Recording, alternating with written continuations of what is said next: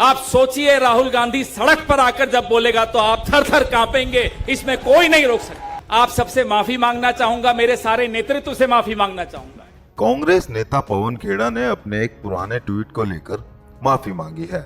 अब जब राहुल गांधी की संसद सदस्यता चली गई है और उन्होंने प्रेस कॉन्फ्रेंस कर संघर्ष करने की बात कही है, तो पवन खेड़ा ने इससे प्रभावित होकर अपने पुराने ट्वीट को लेकर भरे मन से कांग्रेस के शीर्ष नेतृत्व से माफी मांगी है। दरअसल साल 2022 में पवन खेड़ा का नाम कांग्रेस की तरफ से राज्यसभा जाने वाले नेताओं में नहीं था, जिसे लेकर पवन खेड़ा ने ट्वीट किया और लिखा कि शायद मेरी तपस्या में ही कुछ कमी रह गई। पवन खेड़ा के इस ट्वीट को उनकी नाराजगी से जोड़कर देखा गया। कांग्रेस नेता पवन खेड़ा ने पिछले साल राज्यसभा सीट न मिलने को लेकर किए ट्वीट पर अब माफी मांगी है। उन्होंने कहा कि राहुल सत्ता से दूर हैं, लेकिन फिर भी वह अपनी तपस्या कर रहे हैं। पवन खेड़ा ने आगे कहा कि राहुल गांधी से प्रेरणा लेकर उन्हें अपनी गलती का एहसास हो गया है। इसी वजह से पवन खेड़ा ने माफी मांगी है। आप सबसे माफी मांगना चाहूंगा, मेरे सारे नेतृत्व से माफी मांगना चाहूंगा। मैं स्वार्थ में आकर जब मुझे राज्यसभा नहीं मिली, मैंने लिखा कि मेरी तपस्या में कोई कमी रह गई होगी। अब राहुल गांधी को मैं देखता हूं कि वो ठुकरा देता है सत्ता को और फिर भी तपस्या करता है। इससे ज्यादा और क्या हो सकता है। मैं आप सबसे आज माफी मांग रहा हूं और ये प्रेरणा मुझे राहुल गांधी से मिलती है, ये प्रेरणा मुझे प्रियंका गांधी से मिलती है।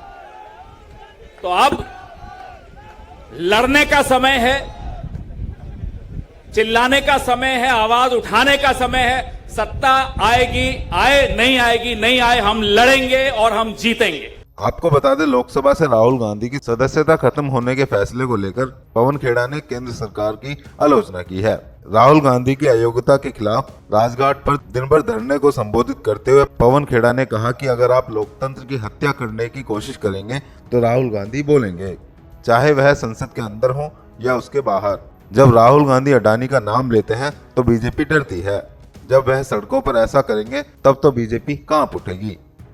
आप लोकतंत्र को मारेंगे भी और उसकी चीख बाहर निकले भी नहीं, ये संभव नहीं है। आप लोकतंत्र को मारेंगे तो राहुल गांधी बोलेगा, संसद के भीतर से बोले या संसद के बाहर से बोले, राहुल गांधी को आप चुप नहीं कर सकते। संसद के भीतर अगर राहुल गांधी अडानी का नाम लेता है तो आप डरते हैं। आप सोचिए, राहुल गांधी सड़क पर आकर जब बोलेगा तो आप थर थर कांपेंगे, इसमें कोई नहीं रोक सकता।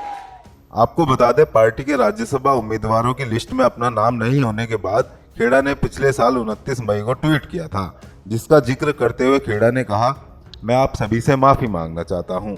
जब मुझे राज्यसभा उम्मीदवार का टिकट नहीं मिला तो मैं स्वार्थी हो गया था। मैंने लिखा था कि शायद मेरी तपस्या में कुछ कमी रह गई, लेकिन अब मैं राहुल गांधी को देखता हूं कि वह सत्ता से दूर रहकर भी अपनी तपस्या कर रहे हैं, तो मुझे अपनी गलती का एहसास हो रहा है। मुझे राहुल गांधी और प्रियंका गांधी से प्रेरणा मिली है, जिसकी वजह से आज मैं आप सभी से माफी मांगता हूं। यह लड़ने और आवाज उठाने का समय है। सत्ता आए या ना आए, लेकिन हम लड़ेंगे और जीतेंगे। फिलहाल इस खबर में इतना ही। नमस्कार।